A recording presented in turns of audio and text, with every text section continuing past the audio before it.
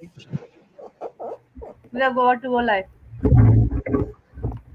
I am between two powerful ladies. Let's hope. You won as well. Yes.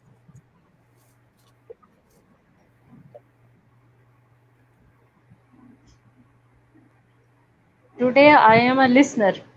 We are live. Thank you so much, everybody, for watching us. This is Dr. Inaka. I'm a clinical psychologist, speech and language therapist. And yes, we are all alive. And today we have a very amazing guest with us. She's Cynthia, and she is working as autism advocate. And she has two sons on a spectrum on ASD. And I think she learned herself that how to work with these children, how to advocate for these children, and that is I would say something very amazing. And we have another co-host with us, Dr. Shagufta Nasira Basi, to join us, and I'm glad that she's here with us. And today we are going to talk about important aspects of communities, like black community, brown community. Do they get services like other communities or not? So we have an amazing guest, Cynthia, with us. And thank you so much for coming us today, and thank you so much for giving us the time. Um, and how did you start that collation, the black, how we want Like, to know about that. How you started no that? problem. Good afternoon, Dr. Anila, and you're wonderful. I'm like so amazed with the amount of work you both are doing, and I am very humbled to be in your presence. I'm just like, wow, you ladies are killing it, and I appreciate giving this time as well, because whenever it has to do with autism, I am wide open to help educate and then also advocate. So that's what we do. So as far as the Black Autism Coalition, we started it for a reason, because we felt like the Black and Brown community were not having knowledge as far as like the resources that are out there for their children. So what happened is we usually get this diagnosis, hey, go figure it out yourself. I was a mom like that. I did not have any backup system. I had to figure everything out. Now I have a whole village of wonderful women that are showing me things that I don't know, but I didn't have anything. I was just like, when I used to cry, I didn't have a place to go. When I felt like I was having a mental breakdown, I didn't know where to go, because none of my friends didn't have children with autism, so I didn't have anybody that I can relate. So I ended up creating this organization, because I wanted, while I'm going through this journey, everything that I've learned, I can pass it down to another person that have no idea, that just got the diagnosis, or someone that's through this journey, and then together we can educate and bring more awareness about what autism is. So I also work with my own community, which is the Haitian community. So I speak French and Haitian Creole as well too. That's an underserved community as well, because of the lack of language. There's a lot of parents, because of our culture, are not able to access these resources, not only because they're not accessible, but because as well too there's a cultural difference as well, because having a disability in my country, it's like having a curse. They think the devil did you wrong. That's why you having this child with, any child with disability. So we open it up, making sure we utilize our language so we can educate our community as well. So that's a whole All Black Autism Coalition is, and we are working together with wonderful people that are working among us. Whatever the resources are, we bring it to these parents, and then putting support group together, and just getting this journey, and go all a long way with it. That's what we're doing. I think you're doing amazing job, and it was mentioned in your introduction, and I just really like the idea that without any coach, you just try to find your own way for advocacy. And I think that is amazing thing. And I think from your discussion, before we were online, you were talking about strong women. So I think you're a strong believer of coming as a strong person. Like you should be confident enough to know what you have to do for your child, and if you don't know that, then there is no it's not bad to ask for help. Like collation, just like you have, and before you have, we were in a we only have a support group every Sunday, and talk to different parents and different professionals over. I think support groups and some populations are going to help a lot of parents and in different communities. So let's just came to straight to the topic because just like mentioned, and it's important to understand that when it comes to color, because like I told you that the topic we choose, it is a little bit touchy topic, a little bit stereotypical topic, but still we have to talk about that because when it comes to color, either it's Asian community or is it South African communities, African American, then there is a lot of biasness to get a lot of accessible thing. And according to my opinion, mental health is not unnecessary. It's not a luxury. Mental health is a necessity. Same is true for autism conditions like that because it is unnecessary. It's not a luxury.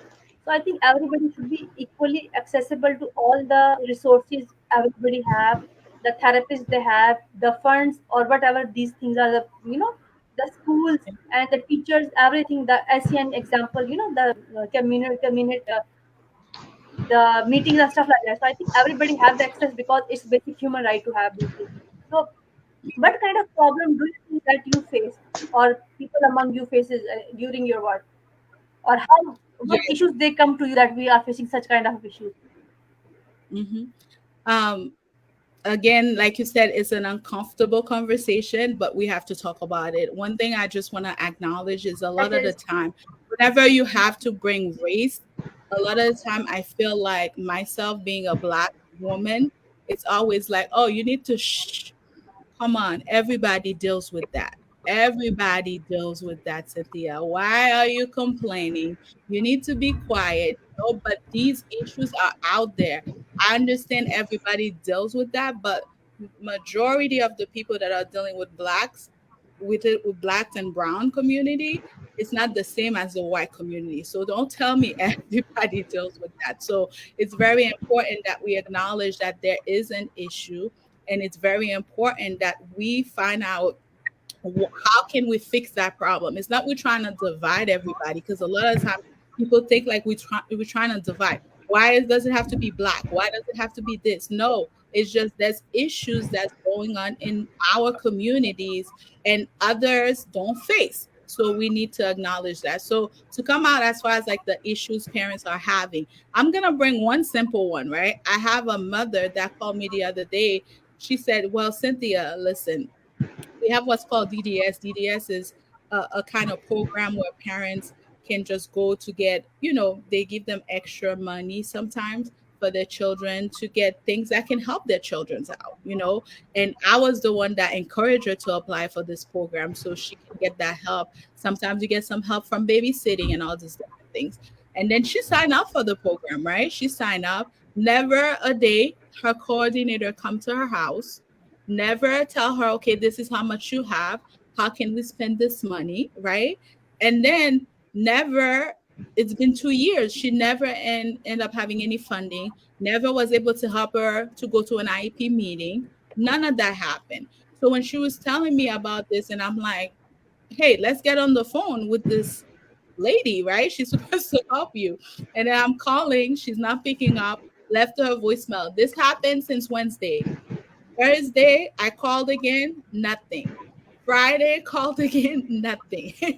You understand this? And this is very important. So tomorrow, I said to myself, I'm going to call you until I find you and leave you voicemail. So it's just to bring you, look at this.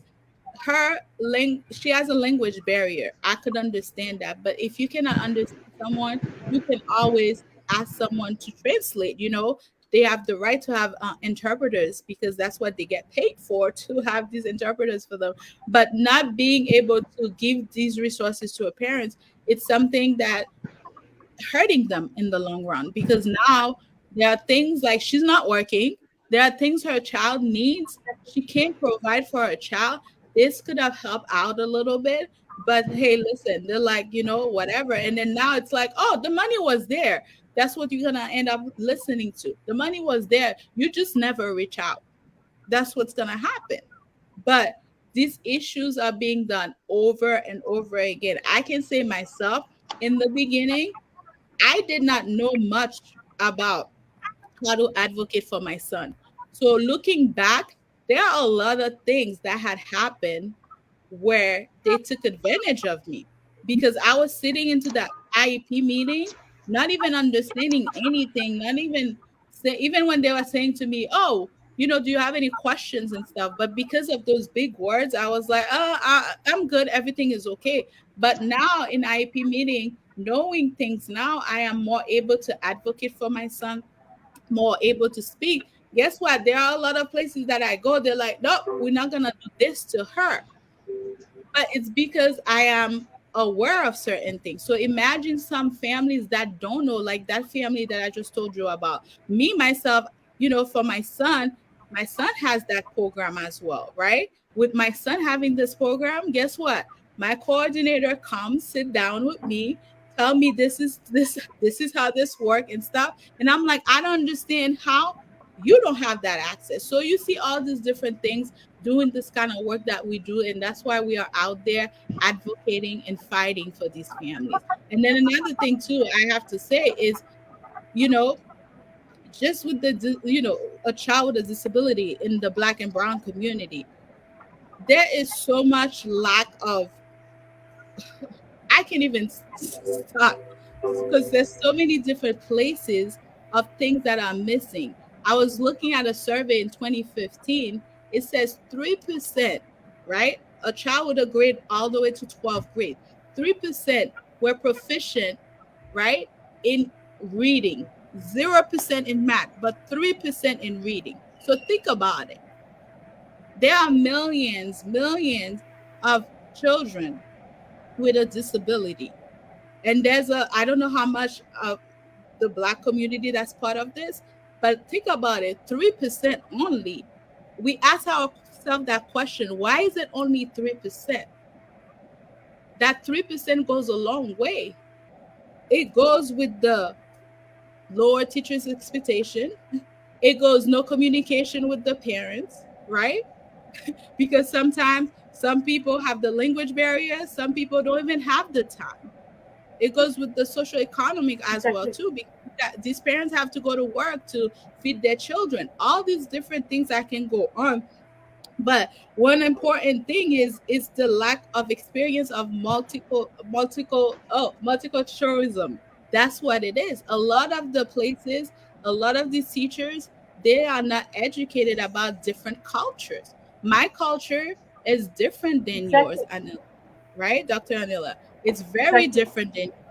However, right, for me to communicate more better with you when we work, and even if we were to work together as, with autism and anything that we do, I have to understand your culture. But a lot of the time, there's that Exactly. lack of it in the Black and brown community. Exactly. And the thing is, you're very much right that there are a lot of things. For example, sometimes children even lack important communication, which is called functional communication. From functional communication, we mean that the child is able to say something like the child needs something, the child wants something. And I just recently talked this in a lot of forums that these children are a lot of susceptible to a lot of abuse, any kind of abuse, plus bullying. So it's not just the accessibility to communities. Those children who are going to school with these issues, they're even not able to communicate with the parents what problem they are facing. They cannot communicate with the school counselor that they're facing such kind of issue. And let's just talk about puberty issues. Like, these are puberty issues, and we have to talk because when the child is at puberty age, then the child is very aggressive. The child don't know what is going on, what is going around me, and how to talk to parents, how to talk to children. So there are a lot of things, and just because of lack of proper education, lack of resources, you could say, or lack of accessibility to, or to these things, because we have seen that when there is a color community, then it comes at end. First they will prefer to some specific community, that privilege, some kind of privilege. People always have this privilege, and they because I think it's 100 years that people start accepting black and brown community. Before that, they were not expecting that. And I just saw a picture, and that was a recent picture in which there was a school, there was a Montessori, and that the picture was taken from that Montessori. And like, Montessori means small children, like 4 or 5 years of age, maybe 3 years of age. And all the privileged community was sitting in one table, and all the color community community was sitting at side alone. I mean, teacher was not even sitting with them. And that is a recent picture I saw, and it hurt so bad that even there was a picture, and that was also a hurtful picture. That was about a ground, playground, and there was children who were shouting on colored community.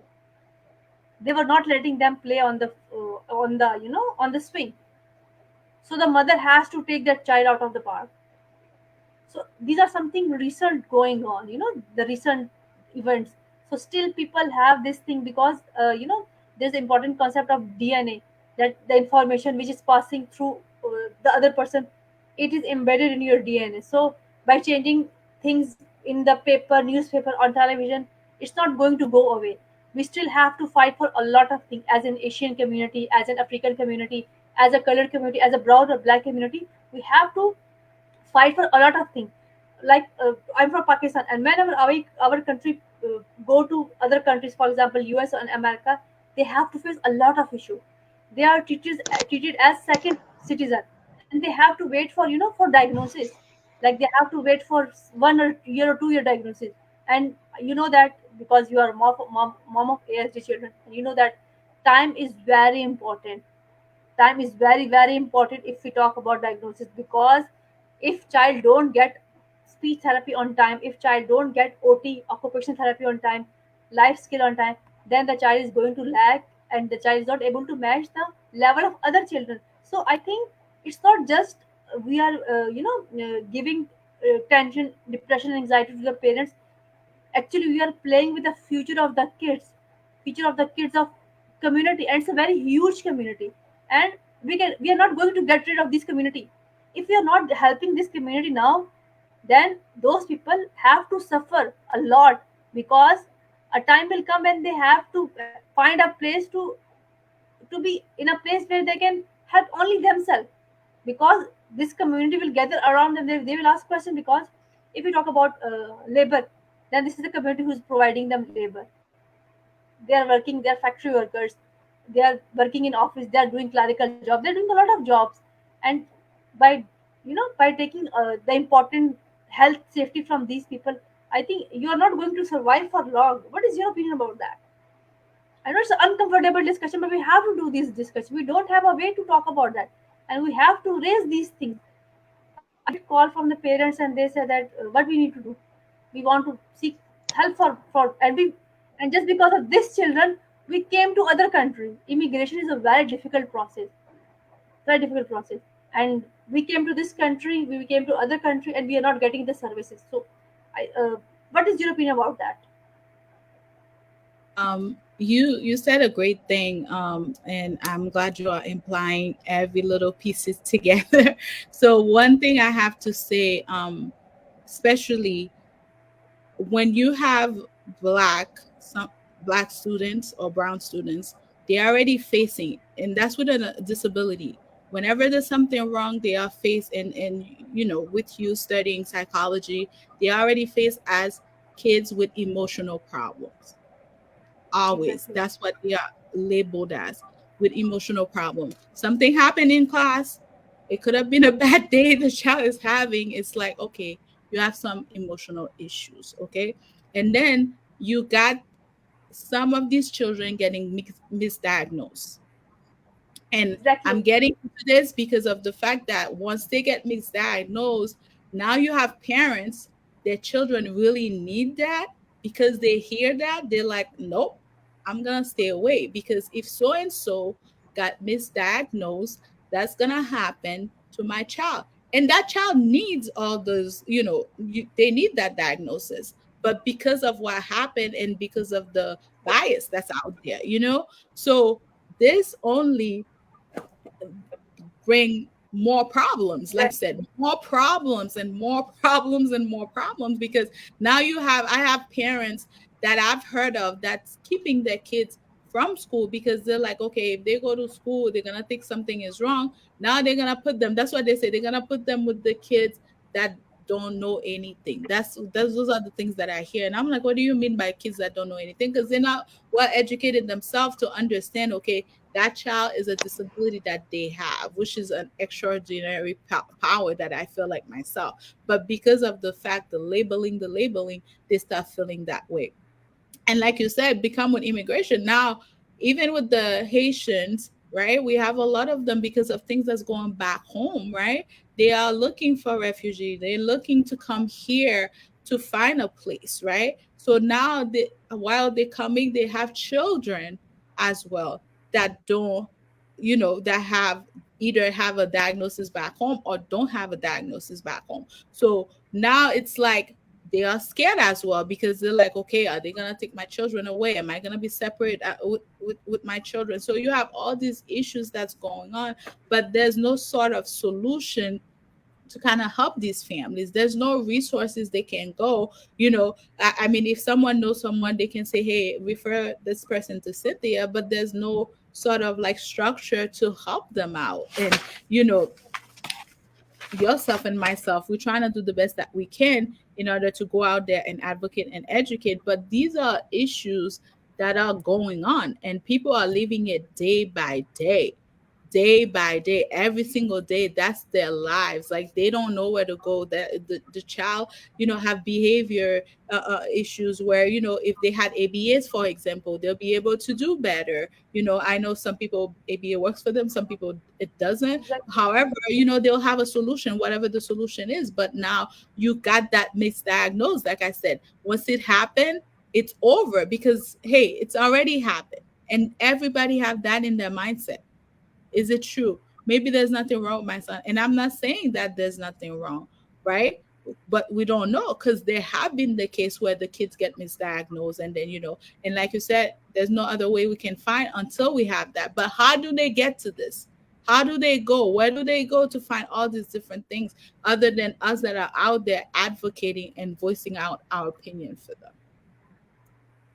So, yes, you're very much right. And I would like to mention a case over here because that thing was hurtful. Despite the matter that I'm a therapist, it doesn't mean that I don't have feeling. I don't get affect from these things.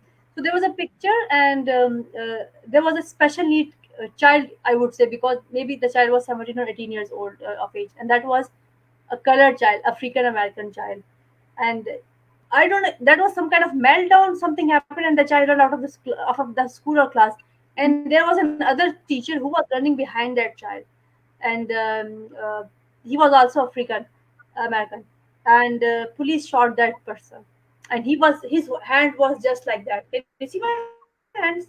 Just like that, just asking Mm, that child to calm down, and that was his position during the shot. So I mean, that is something you could say hurtful to not understanding the point that these children are in the community, and we have to look for these children. We have to look for the case that um, uh, and the point is maybe this might happen in a school which was a special education needs, a special school.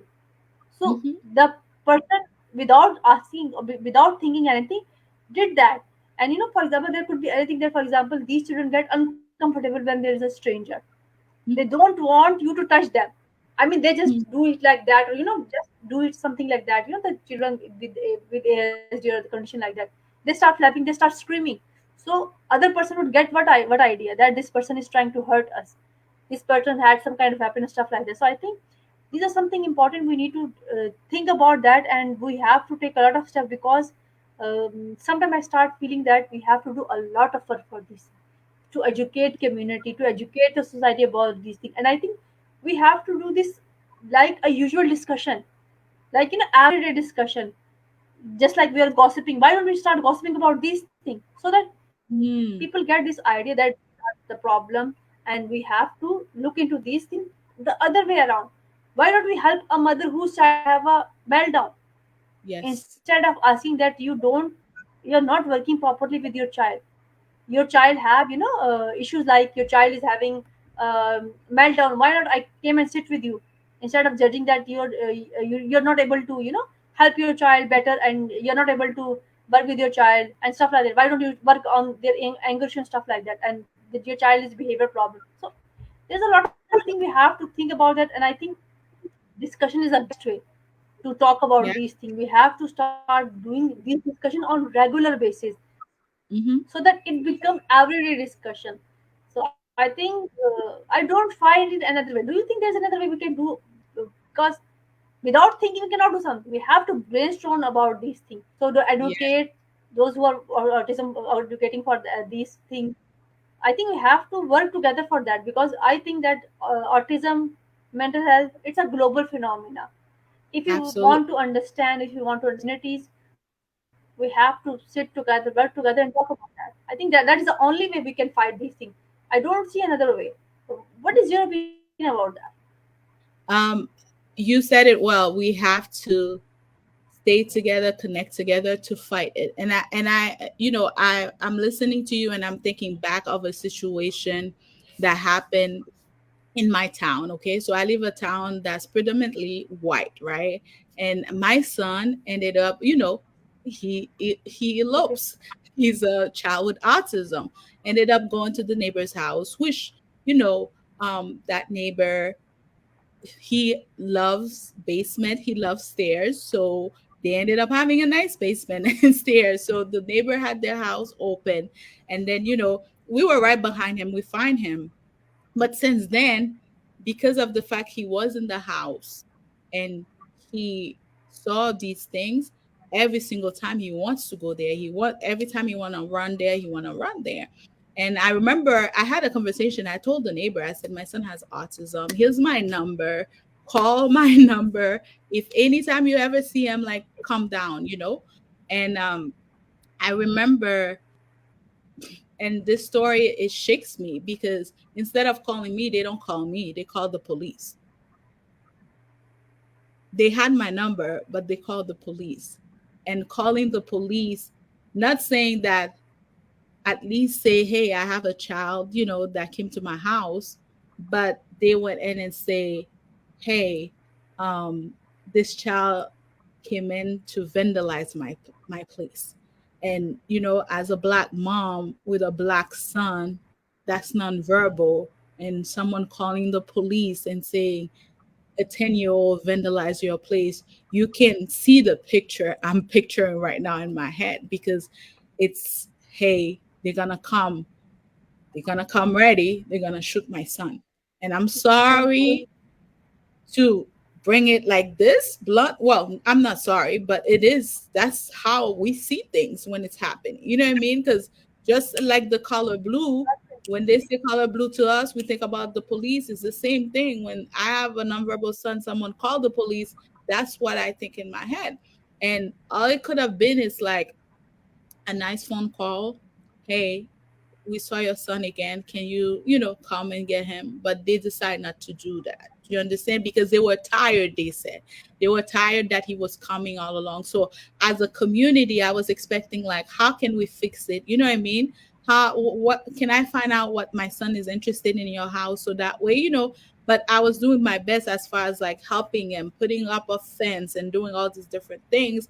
However, their idea wasn't like that. Do you understand? But I have heard other people that's from different town, when they introduce themselves to the police station, because the police station knows my son, they have all his information.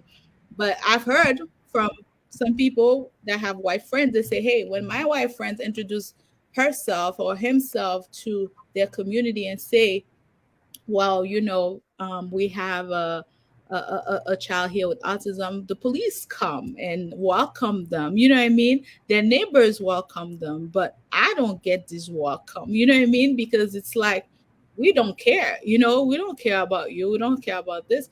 But listen, that's where it would be very important that we come together, like you said. It doesn't matter what your race is. If there's a child that autism, like you say, if wherever you are at, you see the child is, either screaming or something happened, how can we come and comfort this mother? Not giving that look. Nowadays, when someone stare at my son, I stare right back at you until you feel so uncomfortable to leave, because that's what you make them feel like. I'm like, no, we're not Exactly. leaving nowhere. Before, I used to just have tears in my eyes, just walk out. But now I don't do that anymore. If you're staring, I'm staring back. You want to feel uncomfortable? I'm gonna make you feel uncomfortable. But it's important that we come as a Exactly. community to help these parents, because when you have a child with autism, it's not easy. We make it look easy, but it's not easy. And there are parents out there That's that are doing that's the point. fun things with their kids. They are out there doing things. Like I said, it's may look easy, but it's not. It's a lot of work. And at the end of the night, a lot of us, either we are crying at night because we're thinking about our children's future. We are thinking about if we're no longer Exactly. there, how is my child going to be able to survive his adult life? Exactly. We're thinking about the laws that needs to be put in place. Those are the things that we are thinking about.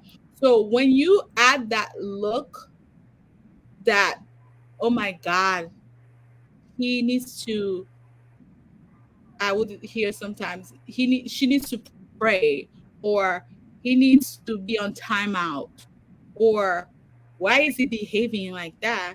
You're just putting more to the wounds that they already have in there. So that's why it doesn't matter if you don't have a child with autism. And I'll say it again and again. You might not have it yourself, but your grandchildren or great grandchildren might have it. So it's Anybody could have important that. that Anybody could we have. as a community educate ourselves. It's not, yeah, it's not only we say to ourselves, like, oh, we parents, we have to learn about advocacy. Yes, also, yes, us with the children with autism, we do have to do all that too. But the other parents that don't have children with autism, it's important that you learn about autism. Like I said Exactly. again, you might have your great grandchildren that have it. So what you're gonna do? You're gonna throw them aside? No. But if you are educated about it, yet you act better as a community, wherever you live at, you see a mom and dad that's going through something, and you see their child behaving a certain way. Don't look down to them, help them out, right? We all as a whole have to come together. It's not only the parents with children with autism or any other disability, but it's all individual all together, come together to help out. Okay. And like Marcus used to said, make autism look cool. Make all, like, any kids that have any disability at this point, if we all do this, they won't feel left out. They won't feel bullied. They won't feel they don't deserve to be here. They will feel love and they'll feel welcome. Yeah, and like you're saying right, because it's not that somebody is nominated and the family is nominated and the child is nominated that this child would born in only this certain kind of race, certain kind of ethnic background. It's never like that. Hmm. If you talk about mental health, anybody could have mental health at their any. Everybody Right. is going through this. Hmm. If you talk about autism, anybody could have autism. I mean, no matter whatever you do, no matter you plan amazing wedding, you plan, amazing DNA, and you combine them, you combine amazing genetic material together. Still, there is, that de novo effect. That de novo effect. It's about autism because people don't know the cause, but they said that there's a de novo effect, and anybody could have. So we all share the same gene. We don't think about this, but we all share the same gene, and some anybody could have these things. If we talk about autism, either it's talk about mental health, other problem, is it either intellectual disability and things like that. So uh, uh, by giving the look, and by creating more, you could say, mental health, that I would say you're just adding to the problem of that family, to that mother, without even thinking that you're mother too.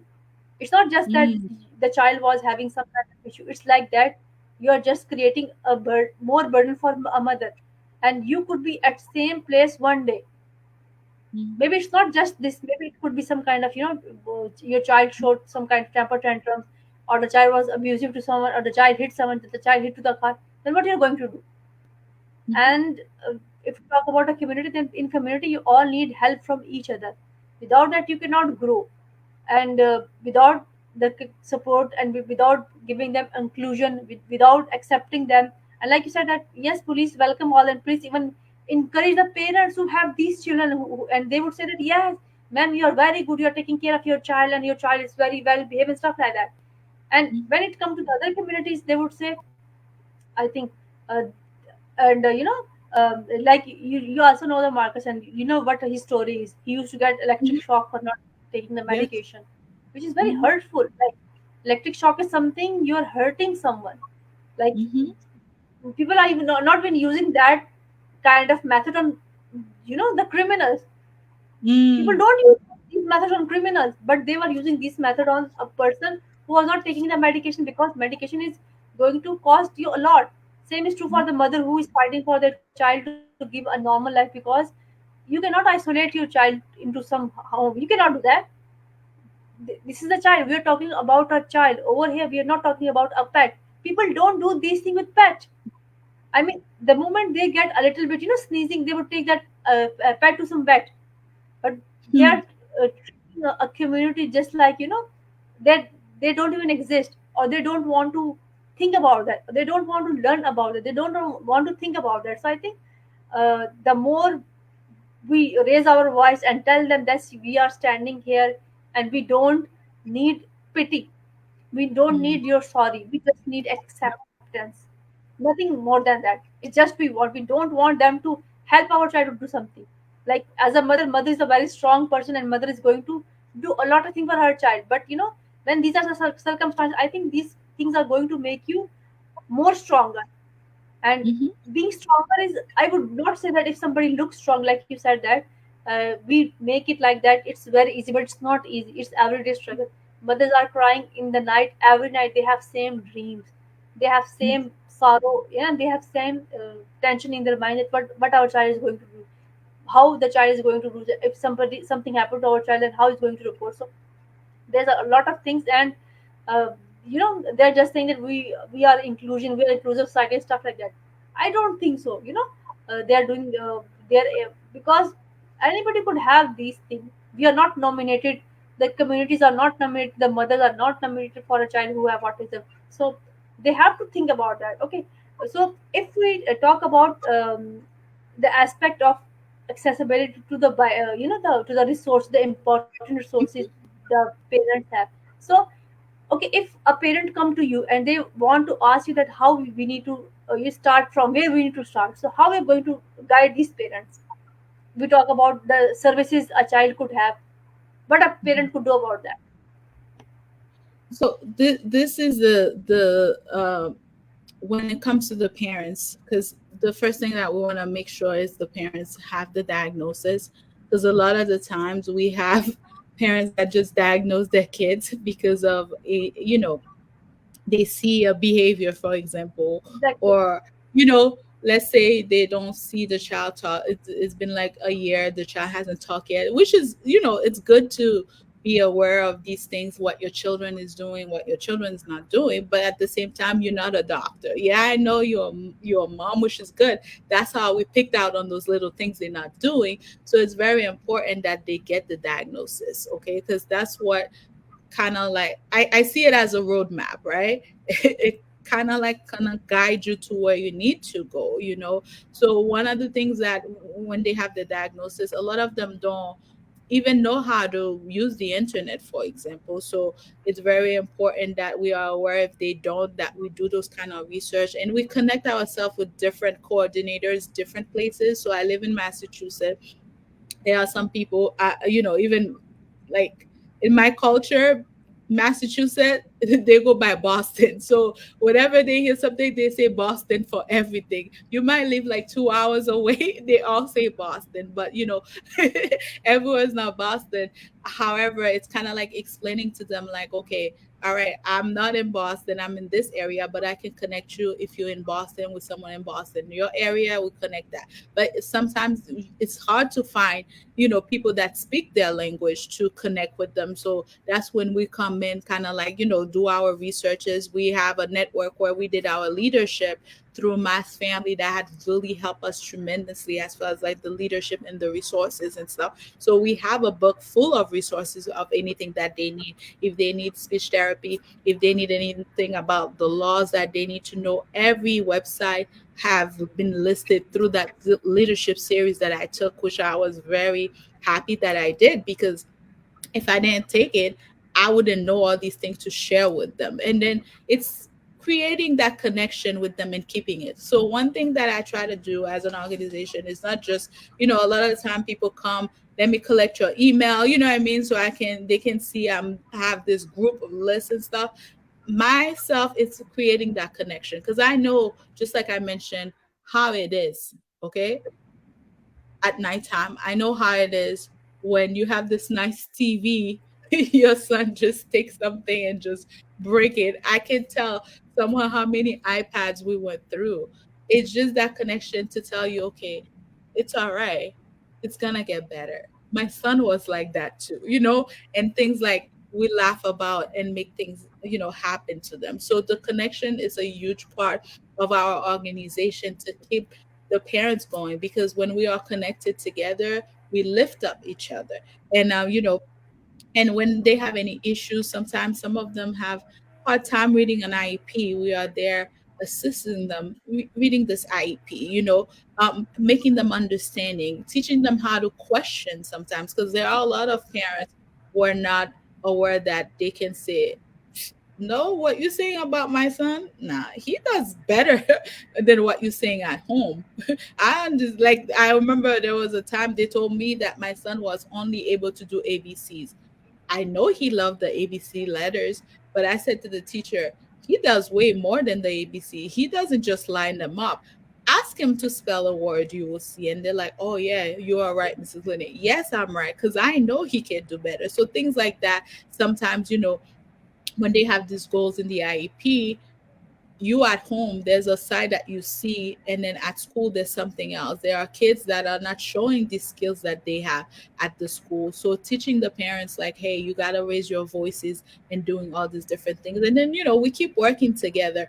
I know the pandemic happened, and then we kind of like were away from each other, and then still now there's stuff going on, but our goal is to get with each other. And it's not to get with each other just to complain about our lives, what's going on, but like to celebrate one another. That's one of the things that we all about, and those are the things that we are going to be doing with the parents that are coming in towards us. Exactly. And like you said that the school was saying that the child is not doing a lot of things. The child only know ABC, and at home he was doing a lot of things. And you know, there is one technique that you could do, that you could document what your child is doing, I and always do. you I can always use them. do. I have my I videos. almost, And then look, I have my so the time, video ready. I always have everything. And then you know what's so funny too? I have now I have like I have an Instagram just for my son, and to show other mothers as well too his progress, what he has done. And then I'll go to these IPs meetings ready with these videos, and like, hey, yeah, he does this. He knows how to ride a bike. You know what I mean? He knows how to do all this. Oh well, miscellaneous. He doesn't like the communication device. Oh, he doesn't like it. Go to the ABC keyboard, right? Tell him type something you see, and then he's gonna love it more. So, like you said, the documentation is very necessary. Correct. Yeah. yes, it, there are other ways of communication, which is called alternative way of communication. So AAC, alternative communication. I think if a child know ABC, why don't we start teaching the child spelling thing, so that the child start writing, because Yes. sometimes alternative are so easy for the child. And a mother came to me in the morning and she was saying that the child the child was going to some school, and it was a Montessori school. Basically, the child was 5-year-old, and Mm-hmm. that happened maybe 1 year before that happened. And the child was so good in the start, in the sense that he acquired everything so fast. He was so good in communicating. He was so good in doing everything. Then a moment came, then the child started regretting in a lot of things. But Mm-hmm. it doesn't mean that the child lacked any kind of intelligence. The child was very intelligent, because the mother showed me the Lego was so difficult. and the child make Mhm. a cow with a Lego, the child make a aeroplane with a Lego, and the person Mhm. was sitting in that Lego also. So it was amazing. The mother Yeah. was showing me everything. So the point Yeah. was that it was amazing, and the point was that the father said this me in very hurtful tone that on the Mhm. report card they just said him fail, and Hmm. they just throw that child out of they throw the child out of the school, that the child Yeah. cannot do anything. I mean, and that is helpful for parents because you don't get this idea that the child is capable of doing so many other things. I mean, the Yeah. child could was very good in sorting and things like that, in numbers, in ABC and stuff like that. And why don't you advance your level of the communication and stuff like that? So you're very much right that if you start documenting thing, it might help you a lot. And the thing is that it will also show you that how your child is progressing. So next time, Mhm. because it is a tip to the parents, next time that the school is saying your child cannot do this thing, that is the reason why you should have a documentation for the. And secondly, Mhm. it's going to help you out because you would get the idea that how your child is progressing in something. Either it's communication, either it's command following, either it's attention span, sitting span, eye hand coordination. So these things matter a lot. So I think you're doing very great by documenting the child, and I think you're not giving them the reason because as a parent you No. have to upgrade yourself. If it's the fight, then you have to you have to sharp your knife to fight. Absolutely. Yep. And then and it's funny you say that because like I know sometimes like the mind of someone with autism, certain communication takes time to process. And then sometimes when you go to these IEPs like yeah, your son, they want to use that word, your son takes his time and all these different things. I can tell you like the dress that I'm wearing and I couldn't zip it up at all. I'm like, oh, I gotta get ready for the show. And I called him over. I said to my son, I said, Luke, come over here, zip the dress for mommy. And then he came, he zipped it up, and I give him a big kiss. Yes, he cannot say, well, mommy, I did it for you. Yes, he cannot reply back. However, he did listen to what I said and did exactly what I said, you know? Exactly. And these things, they are happening a lot in many households, like you said. But there are sometimes we get discouraged because when we are in front of a professional that's saying like, no, we don't see this, no, we don't see that, we don't think this is gonna happen, and we get discouraged. But things like that, that's what keeps me going because I'm like, I know 2 3 years ago you would have looked at me and don't understand what I was trying to say to you. So there's a step. Yes, I'm not where I want to be, but hey, I'm not where I used to be with you. Exactly. You are doing so much better, and it all comes with us just not willing to give up. That's one thing about us. We're not gonna give up. We're gonna fight till the end and make things happen, make all the no's turn into yeses. Yeah. And the thing is that like if you want to see how your child is progressing, you should compare your child, the child, your same child 3 months before, like Yes. what he was doing 3 months before. Do not compare your child with other children. It's not just true for the other children, but it's also true for the, because all the children on disability, they are different. They have Different, different yeah. background, they have different personality, they have different strength, they have different traits, even different interests. So maybe I have to change the strategy for that same child. But the point over here is that these children are different on everything. So instead of comparing, because sometimes parents do that, even discussion group, oh, your child is doing that, my child is not doing that, my child did that when he was 2 months, or when he was 2 years or 3 years old. Now your child is 7 years old and he's not able to even hold a pencil. You are being judgmental over here, and you are targeting the mother that she is not able to do something which is not entirely her fault at all. And even it's not the fault of the parent, or not even the child fault. This is the way he is, and he need help over there, and that thing bothered me so much that if your child is getting a little bit of a flu, for example, you go to hospital, you do everything, you would Yeah. drink some tea, or you would take some medication and stuff like that. Even there is a cut on your hand, what you go, you will clean that, you will apply ointment and you will apply something on that so that it get repaired. And when it comes to Mm-hmm. mental health problem, and when it comes to autism, when it comes to disability, when it comes to special children, you don't do with that, because you just see Mm-hmm. the disability, or you could say the physical thing. You don't see that there's something, and brain is the most important part of the body. I mean, without brain you're nothing. If you get a Mm. small clot of blood in your brain, then you're gone. Yep. So you're this Exactly. close to get into some bad situation. So instead of Mm-hmm. judging these children, passing some kind of remark, or even staring to the mother who have a child Mm. who is lying on the floor, and the mother is trying to reason with that, why don't you leave that place? Please leave that place instead of looking toward that will be a good help to that mother. I Mm-hmm. think that is a better way. Yep. If you cannot help that, just leave that place, so that mother should try to calm that child, because the child is going to get better. That is the point. And Mm-hmm. you're indirectly hurting that child actually. It's not about you're hurting that mother, you're also hurting that child. And I think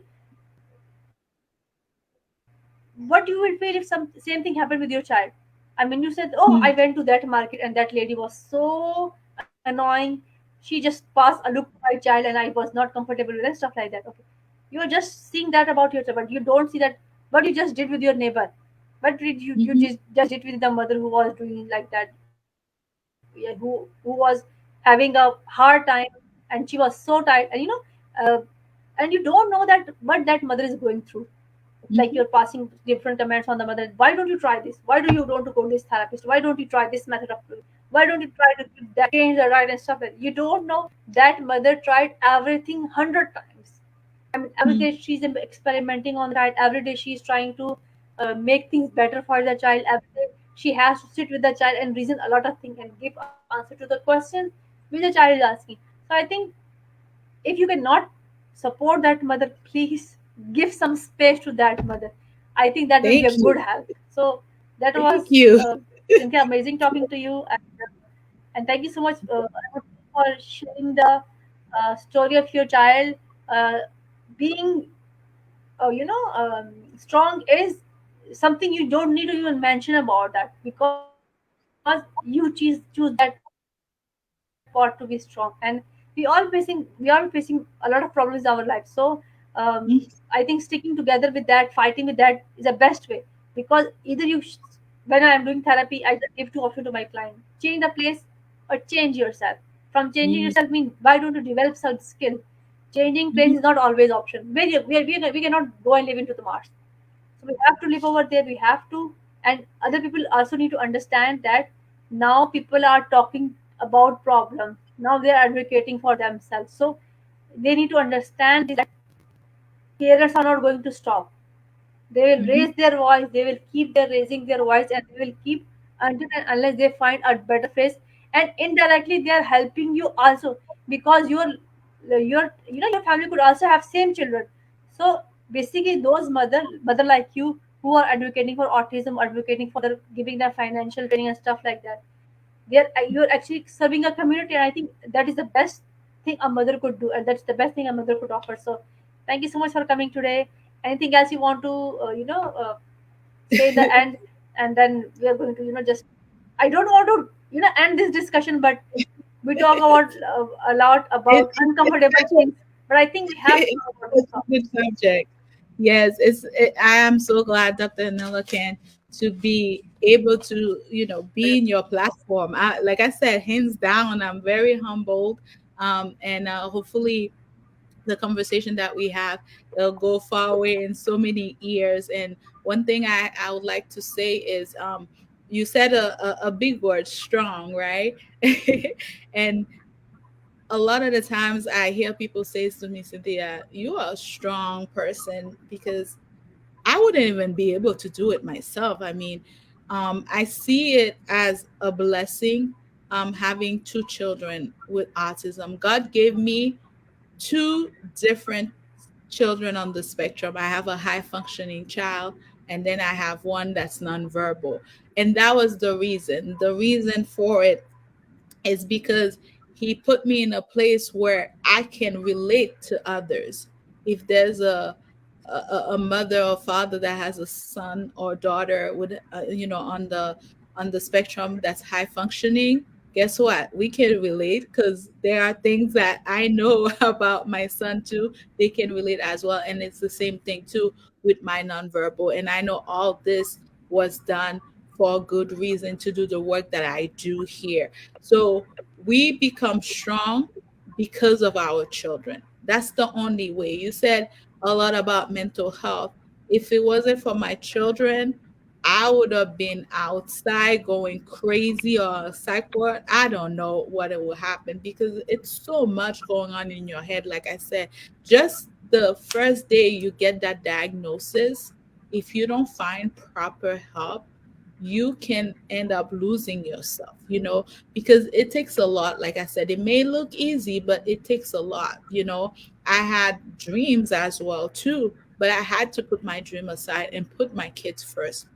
Why did I need to do that? Because I want the best for them. And that's the only way I can make it happen, you know? And it takes a lot of strength to do things like that. But when I think about my children, I have to put all my, everything on the side. I was looking at, a mom that was on the news.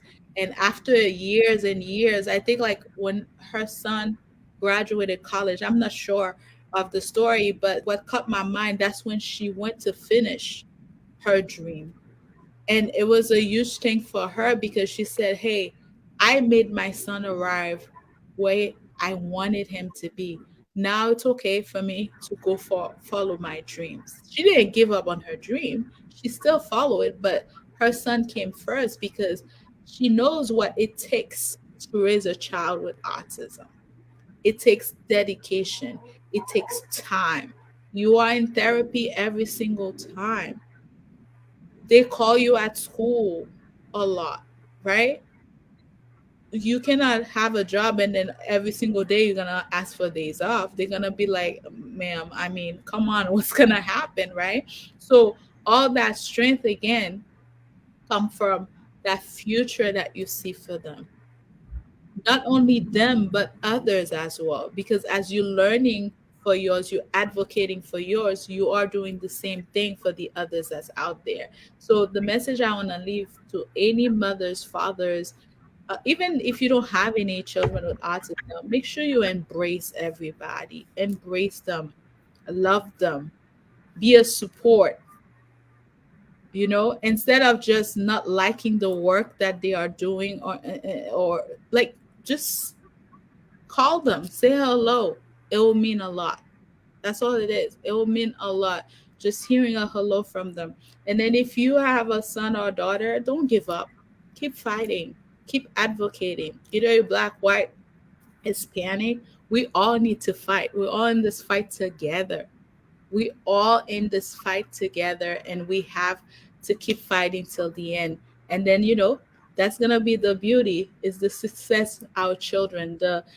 And even if they don't achieve everything that we want them, just like you said, look at back in, some of us gonna look back 17 years late, ago, and see the difference with the 18 years that they are in. Some of us gonna look at 3 months, like you said, and they see that difference, and remembering where we came from. So it was such a pleasure, Dr. Anela Can, to be with you, and I had so much fun just being in this platform here, and I appreciate the great work that you are doing and you continue to do in your communities and others, to see what's going on. And we hope everybody will watch this and make sure you like it and you follow her because she's amazing. Thank you again. Thank you so much for giving us time today. I like in our discussion, I told you that maybe the discussion seems a little bit, or the topic is a little bit uncomfortable to many people, but I think we have to do discussion. Like I told you last time, I did a discussion on puberty. That is also a touchy topic. People don't want to talk about that, and even that mother told me, and she was very much right that people start giving medication to their children, and and they cannot face so that they cannot get into any kind of trouble just because of being into puberty. So I think we have to have this kind of discussion to uh, to understand first, and that let other people know that yes, we are getting into some problem, or we are into some problem because you are looking in to us in that way, and you are not helping us. Either you are creating problems for us. So if you cannot help us, or you cannot do something for us, please try not to put more burden on us by calling the police to the about saying the child, yes, we have a child in our home, and he's putting they are damaging our property and stuff like that. So I think it's very kind of insensitive thing to a child actually. It's not even about a mother, to a child, that the child is going to think about that trauma for so long, and you don't, because the child is not communicating, it doesn't mean that the child don't understand what happened with him. So on this note, I hope we with this work, with this global work, because mental health is a global phenomenon. And as a mental health professional, as a mental health advocate, as an autism advocate, and you as autism mother, an autism advocate, I think we have to talk, and we have to work together to raise our voice. And the moment our voice gets stronger, I think things will start getting better for us, because first they need to see that there is a loud voice, so that we have to, the change is coming from our side. I think change need to come from our side first. Then they will see that something is going to change. We have to change our attitude toward that thing. So that's all for today. Thank you so much for your time, and thank you so much everyone for listening to us. That was nice having you. Bye